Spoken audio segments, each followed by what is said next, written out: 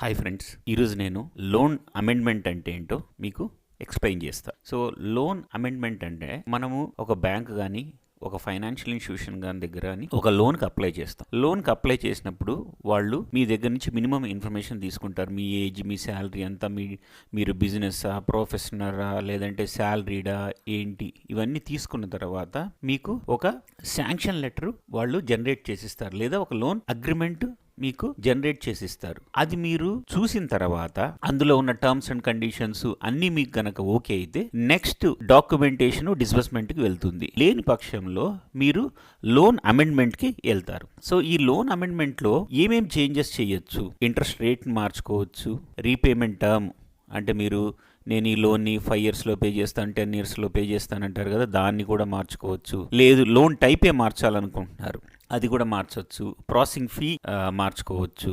Other charges కూడా మీరు ఏదైనా ఉంటే బ్యాంక్తో కానీ ఫైనాన్షియల్ ఇన్స్టిట్యూషన్తో మాట్లాడి ఈ అమెండ్మెంట్ని చేసుకోవచ్చు. సో ఈ అమెండ్మెంట్ అయిన తర్వాత మీకు న్యూ అగ్రిమెంట్ కానీ శాంక్షన్ లెటర్ కానీ ఇస్తారు. బ్యాంకు ప్రాపర్గా సైన్ చేసి రేట్ ఆఫ్ ఇంట్రెస్ట్ మీకు ఒరిజినల్గా ఇచ్చిన లోన్ శాంక్షన్ లెటర్లో కానీ అగ్రిమెంట్లో కానీ 9.75 ఉందనుకోండి, మీరు 9.5 అడగచ్చు. ఆ చేంజెస్ చేసి మీకు శాంక్షన్ లెటర్ ఇస్తారు. రీపేమెంట్ టర్మ్ అంతకుముందు మీరు 5 years వాళ్ళు ఇచ్చుంటారు, మీరు 10 years అడగచ్చు. లేదు వాళ్ళు 10 years ఇచ్చుంటే మీరు 8 years చాలు అని అడగచ్చు. ఓకే, ఇవి కూడా అమెండ్మెంట్ చేసుకోవచ్చు, చేంజెస్ చేసుకోవచ్చు. కానీ ప్రతి ఒక్కదానికి బ్యాంకులో ఫైనాన్షియల్ ఇన్స్టిట్యూషన్లో ప్రాపర్ అథారిటీస్ అప్రూవ్ చేయాలి. రేట్ ఆఫ్ ఇంట్రెస్ట్ తగ్గించినప్పుడు ఆర్ఎం లెవెలా, డివిజనల్ లెవెలా, లేదా కార్పొరేట్ లెవెలా, ఎవరు అన్నది ఏ అథారిటీ అయితే దీన్ని అప్రూవ్ చేయగలరో వాళ్ళు చేస్తారు.